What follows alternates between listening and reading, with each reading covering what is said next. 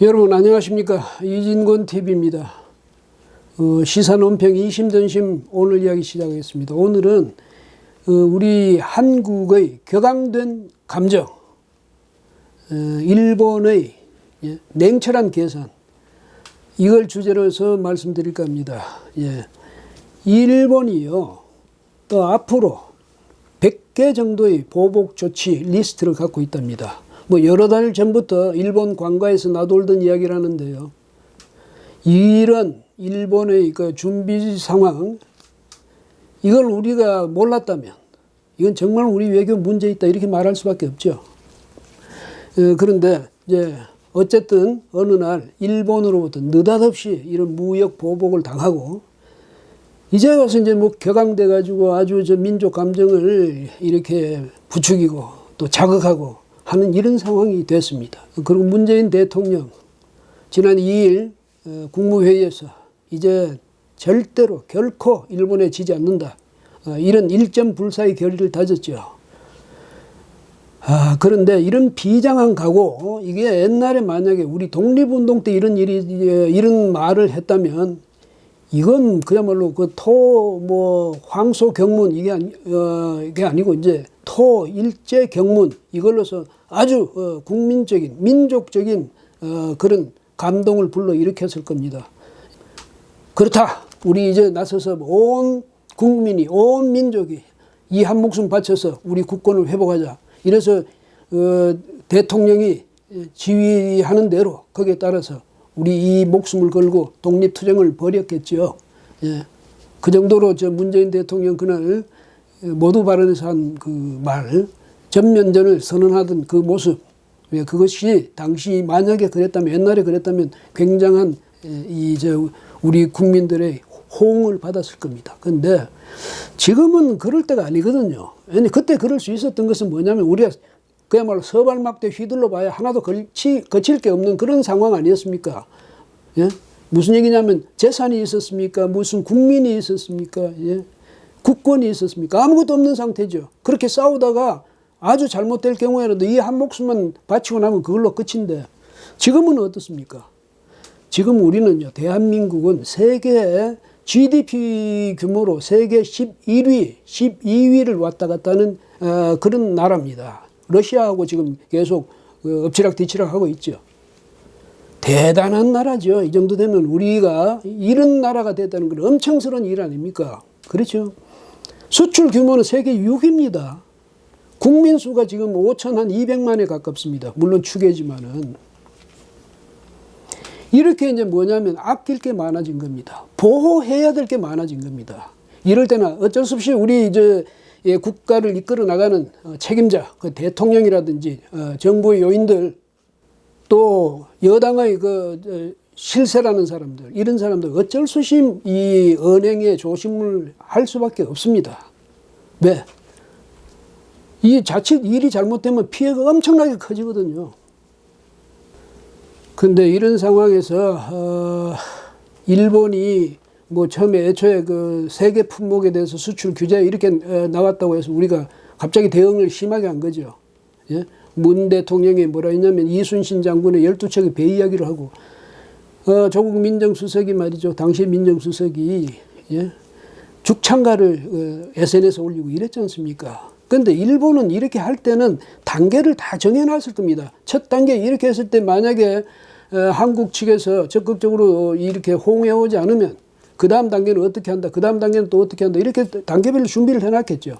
근데 우리는 그냥 격앙돼가지고 처음부터 그냥 강공일변도로 나간 겁니다. 이렇게 돼가지고 결국은 지난 2일 일본 가기가 화이트리스트에서 한국을 배제해버렸는데요. 이렇게 되면 앞으로 이제 1194개 품목이 아마 전략 물자가 되는 모양입니다. 그 중에서 우리나라가 직접적으로 영향을 받게 되는 게 159개라는데, 세계하고 아무리 그 이제 비중의 차이가 있겠지만 세계하고 159개 엄청난 차이 아닙니까? 근데 애초에 일본이 이렇게 대응할 줄 몰랐을까요? 그래서 우리도 충분히 심사숙고해서 대응해야죠. 근데 우리가 그냥 격앙돼서 아주 강공일변도로 나가버렸죠. 그 일본은 어떻게? 일본은 지금 와서 일본이 물러서려고 처음에 도발했겠습니까? 그리고요, 일본이 이제 앞으로 뭐 이게 화이트리스트에서 우리를 배제한 정도가 아니라, 예, 앞으로도 이제 이제 이 보복 조치를 점점 단계를 높여갈 수가 있죠. 지금 이제 나오는 뭐 언론에서 나오는 이야기를 보면, 우선 그러니까 일본의 금융기관들이 한국인과 한국 기업들이 빌려준 돈을 조기에 회수해 가려 하지 않을까. 옛날에 IMF 때 그때 그 위기, 그 외환 위기 상황 때를 생각하면 이야말로 참 모골이 송연해질 일이죠. 물론 뭐 일본이 그런다 해서 우리가 당장 엄청스러운 충격을 받거나 그렇지는 않을지도 모르지만은 그게 이제 저기 어떤 일파만파 파도를 일으키는 그 시초가 될 수 있거든요. 또 우리 뭐 제1 한국인들 있지 않습니까? 우리 그 제1동포들, 그 다음에 거기 취업해 가 있는 사람들, 또 거기 상사 주재원들, 뭐 우리 유학생들, 여기에 대해서 뭐 출입국 심사를 아주 강화한다든지 체류 조건을 까다롭게 한다든지 이러면 이것도 아주 심한 그런 보복 조치가 될 수 있죠. 또 뭐 북한과 직접 이제 일본이 뭐 국교 정상화하겠다 이래 나가는 것도 우리한테는 압박일 수가 있고요. 예. 이런 식으로 여하튼 지금부터 이제 앞으로 갈수록 싸움은 점점 우리한테 불리해질 것이다. 이런 건 우리가 예상할 수가 있지 않습니까? 그러고 보면 문 대통령 또 측근 참모들, 뭐 정부의 당국자들 처음부터 좀 더 신중하게 대처했어야 했을 그 이유를 이제는 알 수 있지 않습니까? 처음부터 그렇게 강공책으로 나가버리는 바람에 특히 대통령이 앞장서서 그렇게 해버린 바람에 이제는 우리도 물러설 수 없고 일본도 더더욱이 물러설 수 없는 그런 상황에 지금 빠졌습니다. 그럼 우리가 지금 와서 이제까지 한 말이 이제 그 내 말 실수했으니까 이제부터 좀 잘해보자 이렇게 할 겁니까? 일본이 우리가 무역 보복 조치한 게 그게 우리가 좀 과했으니까 이제 우리 취소하겠어 이렇게 이야기하겠습니까? 그 애초부터 이런 국가 대 국가의 문제는요, 이거는 선과 악의 문제가 아닙니다. 예? 정의와 불의의 문제가 아니에요. 국내에서는 그런 거 따질 수 있겠죠. 예. 그런데 이게 국가 간의 문제가 되면 거기는 서로 간의 국익이 아주 첨예하게 부딪히는 그런 장이 그게 국가 대 국가의 외교의 장입니다. 거기 정의고 불이고 그런 게 우리는 뭐 지금 이야기하지 않습니까? 일본 잘못했다. 예? 뭐 일본 그렇게 하면 그거는 정의에 위배된다 이렇게 막 주장을 하지만은 국제사회에서는 그게 안 통해요. 누가 힘이 됐느냐, 누가 더 국익에 대해서 집착하느냐 이런 거 가지고 결정됐는데 아니겠습니까? 그런데 우리 정부가 처음에 너무 이 문제를 쉽게 봤다. 그리고 너무 쉽게 대응했다. 이게 이제 가장 큰 문제죠. 예. 그래서 한쪽은 아주 막 화가 나서 흥분해서 이렇게 대응하고 다른 한쪽은 오래전부터 준비를 해가지고 다 이거 컴퓨터 가지고 하든지 무슨 전자계산기 가지고 하든지 아니면 저같이 볼펜 가지고 하든지 아주 차분하게 계산해가지고 첫 단계, 둘째 단계 이렇게 만약에 냉철하게 계산했다면 그 싸움은 결과는 보나마나 뻔합니다. 왜? 냉철한 쪽이 이기는 겁니다. 흥분한 쪽보다. 우리는 그냥 국내에서만 뭐 아주 방방 뛰었지. 일본 사람들 일본한테 그게 전해집니까? 물론 뭐 우리가 매스미디어를 통해서 일본에 전해질 거다 하지만 그 사람들 그 직접 당하는 게 아니니까 그 우리끼리만 시끄럽게 떠드는 거죠. 그러니까 문 대통령이 애초에 접근을 잘못했다 이 말입니다. 왜냐하면 아까도 말씀드렸지만 이 큰 나라를 이끌고 있는 사람이 그렇게 혼자 기분에 따라서 그렇게 대응해버리면 나중에 그러면 뭐 일본을 이길 만한 그런 비책이 따로 있는 것도 아닌 것 같고요. 이 점에서 문 대통령 정말 실망스럽습니다. 예. 더더구나 그동안에 문재인 대통령 어디 있었는지 그것도 지금 요새 언론에 보니까 질문이 나오기 시작하네요.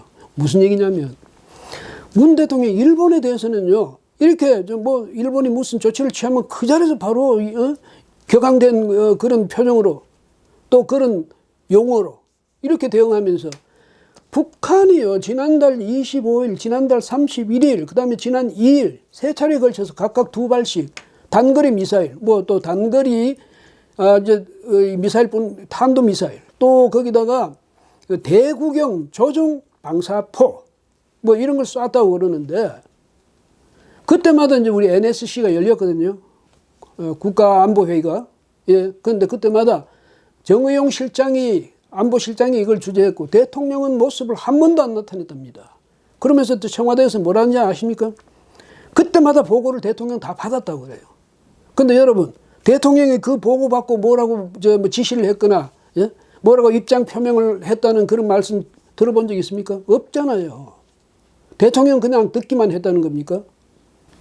그 대통령이 이런 문제, 또 지난달 23일이었죠. 그 중국과 러시아의 전폭기들이 동해 상공을 그냥 휘젓고 다니고, 심지어 그 러시아의 그 조기 경보 통제기, 이거는 우리 저 독도 위에 영공을 그냥 2번씩이나 침범하고 이런 문제가 생겼는데도 그 안보 위기예요. 그게 왜? 중러 폭격기가 이번에만 나타나겠습니까? 이제 앞으로 그걸 앞마당 삼을 겁니다. 예. 계속 무력 시위를 할 겁니다. 그런데도 불구하고 대통령 한마디도 없어요. 오직 일본에 대해서만 지금 이루고 있습니다. 일본하고 싸우면 우리가 이기겠다. 반드시 우리가 이겨낸다. 이런 결의나 다지고 말이죠. 미국, 그렇다면 미국에 대해서라도 우리가 적극적으로 좀 중재를 해달라. 우리 뭐 모든 옵션을 전부 이 테이블 위에 올릴 그 준비가 돼 있다. 뭐 이렇게라도 해야 될 텐데 미국한테도 그런 걸 안 하는 것 같아요. 전번에 그 트럼프 대통령이 만약에 그 개입을 요청하면 개입해서 중재할 수도 있다. 이런 용기까지 보였지만은 안 했고, 또 허기하면 그때 트럼프가 또 뭐라고 했냐면 내가 어디까지 개입해줘야 되냐 뭐 이런 식으로 해가지고 오히려 좀 상당히 성가시다는 표정도 짓긴 했지만 그것 때문에 자존심 상해서 그랬는지는 모르지만은 지금 우리 저 문재인 대통령하고 그 정부가 일본하고 이 관계에서 적극적으로 이것을 무슨 대화를 통해서 외교적인 통로를 통해서 이걸 해결해 보겠다 이런 의지가 없는 것 같아요. 그냥 오직 싸우자. 싸우면 우리가 이긴다. 이 결의밖에 없는 것 같아요. 그러다가 이제 3일날 이낙연 국무총리가 임시국무회의를 주재하고 여기서 뭐라고 했냐면 그 가기가 그 일본의 가기가 의결한 데 대해서 그 화이트리스트 배제 여기 대해서 넘어서는 안 될 선을 넘었다. 이렇게 이낙연 총리가 아주 또 격앙된 그런 말을 했어요. 그런데 그런 말 하면 뭐합니까? 일본한테 넘어서는 안 될 선이 어디 있습니까? 우리가 넘어서는 안 될 선이라는 걸 분명히 인식할 수 있도록 우리가 효과적인 보복을 할 수 있습니까? 효과적인 대응을 할 수 있습니까? 그게 안 되면 그건 뭐 넘어서는 안 될 선이라는 것은 그냥 이낙연 총리의 말뿐이고 일본한테는 뭐 그냥 전혀 그게 일본에게는 뭐 심각하게 들릴 그런 말이 아니죠. 예. 거기다가 그 하루 전에 바로 그 전날 이미 문재인 대통령이 국무회의를 통해서 일본에게 절대로 지지 않는다. 앞으로는. 다시는 지지 않는다. 그 다음에 그러면서 이 전면전을 선언하다시피 했는데 아니 그 다음날 그 이낙연 총리가 그런 말 하나마나 아닙니까? 그렇죠?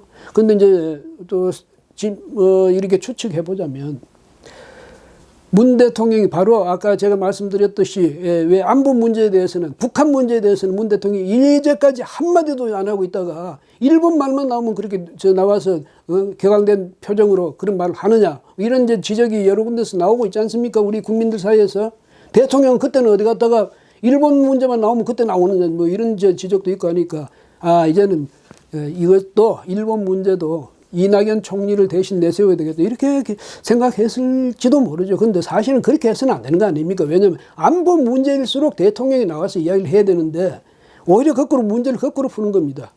이건 뭐 안보 문제 어차피 내가 앞으로도 못 나갈 거니까 일본 문제에 대해서도 당신이 나가서 해라 뭐 이렇게 했는지도 모르겠어요. 그냥 이런 식으로 선우가 뒤바뀌고요. 본말이 전도되고 이래서는 정말 안 되는 겁니다. 문재인 정부와 또 집권 여당 응분의 대가를 치를 것이다. 이렇게 압박만 가할 게 아니라 그렇게 위협만 할 게 아니라 오히려 현명한 방법을 정부에서 못하면 집권당이라도 찾아줘야죠. 예. 그동안에요, 이제 이 진보 좌파 측에서는 유난히 민족주의를 강조해 왔어요. 애국 말고 애족 이걸 강조해 왔죠. 그때 민족 자결, 민족 자주, 민족 공조 이래가면서 재작년 8월 17일 취임 100일을 맞아서 기자회견을 문재인 대통령이 했는데 그때 한 말을 제가 한번 읽어볼게요. 한반도에서 군사행동은 우리 대한민국만이 결정할 수 있다. 대한민국의 동의 없이 누구도 한반도에서 군사행동을 결정할 수 없다. 미국과 트럼프 대통령도 북한에 대해서 어떤 옵션을 사용하든 그 모든 옵션에 대해서 사전에 한국과 충분히 합의하고 동의를 받겠다고 그렇게 약속한 바 있다. 이제 이렇게 이야기를 했습니다. 뭐 독립국가의 대통령으로서 할 수 있는 말이죠. 아니 해야 할 말이기도 한데 근데 굳이 그걸 꼭 할 필요가 있었을까 이런 생각이 듭니다. 무슨 얘기냐면 이거는 미국의 역할이 됐으면 거부하다. 그 미국에 대해서 일정한 선을 그어주는 것 아닙니까? 예? 우리가 동맹이긴 하지만 한국 문제에 대해서 괜히 북한에 대해서 무슨 군사 옵션 이런 거 말하지 말라는 이런 뜻이겠죠. 이처럼 문재인 대통령에게도 오직 민족만 있는 것 같이 그렇게 이야기했어요. 그 반대로 어땠습니까? 이 박근혜 전 대통령에 대한 탄핵 그 무렵부터 뭐 시청 앞이라든지 또 광화문이라든지 또 광화문 거기에는 이제 옛날에 그 촛불 집회가 많았으니까 그 이전에 그러니까 이쪽에 또 서울역 앞이라든지 이런 데서 태극기 집회가 많이 열리지 않았습니까? 그러니까 이제 태극기를 든 우리 이 우파 국민들이 많이 모였고 또 거기에 참석하지 않더라도 이제 우리 자유우파 국민들은 또 자유우파 정치 세력, 자유우파 정당에서는 뭘 우려했냐면 이 좌파의 이런 친북한적인 이런 태도, 예? 그런 경향, 또 유난히 이 북한과 친해지려는 그 북한 친화적인 그런 사회 분위기 이런 걸 굉장히 우려했죠. 그 다음에 문재인 대통령 들어서서도 아주 이제 보면 한쪽에서는 이렇게 민족주의를 강조하고 이 자유우파 쪽에서는 국민을 강조하고 이러니까 또 좌파에서 뭐라고 했습니까? 국수주의자들, 국가주의자들 이러면서 또 공격을 해댔어요. 그랬는데 지금 보면 또 어떻습니까? 그게 진보냐 보수냐 좌냐 우냐의 문제가 아니라 그건 애국이냐 이적이냐의 문제다. 이런 또 느닷없이 애국주의자들이 됐어요. 뭐 허기야 뭐 일본하고 관계에서는 애국주의든 애족주의든 뭐 같은 말이 되는 거죠. 그러니까 한민족과 일본 민족 간의 대결 이런 구도로 지금 몰아가는 것 아닙니까? 그런데 참 이런 식으로 몰아가서 우리에게 뭐 어떤 이익이 옵니까? 문 대통령 이 우리가 정말 이거 옛날 생각하면 거대한 나라입니다. 엄청난 인구고요. 옛날에 중국 통일 진나라 때 그 인구가 한 3천만쯤 됐다고 그래요. 3, 4천만쯤 됐겠죠. 그때 거기보다 더 큰 나라입니다, 우리가. 이 거대한, 그러니까 이 많은 가족을 이끌고, 이 많은 식구를 이끌고, 이 많은 재산을 가지고, 이렇게 결정을 뭐 말 한마디라도 좀 신중하게 해야 될 텐데, 이렇게 턱, 내쳐놓고 저질러 놓고, 만약에 정말 여기서 무슨 문제 생기면 누가 책임질 겁니까? 문 대통령이 뭐 가지고 책임질 겁니까? 근데 북한하고 사이에서 이제 중러하고 사이에서도 이제 안보에 큰 구멍이 뚫렸다. 누가 뭘 가지고 책임지겠습니까? 그때야말로 대통령이 온 국민하고 같이 나아간다 이런 자세를 가지면 되는데 지금 보면 정부가 먼저 일을 벌여놓고 그 다음에 국민들 안 따라오면 매국노가 되는 거 아닙니까? 이런 식으로 정치를 해나가면 안 됩니다. 예. 앞으로 우리나라 뭐 잘못되면 기업들이 잘못되고 경제가 잘못되고 그래서 국민들이 다시 이 민생의 불안을 느끼게 되고 우리 경제 성장이 아니라 후퇴하고 이렇게 될 때 그 책임질 겁니까? 예? 그리고 이제 애국이니 매국이니 이런 말 하지 마세요. 당신들만 애국이고 일반 국민들은 그럼 나라 걱정하고 경제 걱정하는 사람은 매국입니까? 말을 하더라도 국민들끼리라도 예? 서로 상대방을 모욕 주는 말 그런 말을 해서는 안 되죠. 아무리 대통령이라도 마찬가지예요. 예. 여러분, 우리 문재인 대통령이 앞으로 어떻게 우리나라를 이끌고 일본과의 이 관계를 어떻게 잘 풀어나갈지 우리 한번 지켜보십시다. 예. 오늘은 여기까지 하겠습니다. 고맙습니다.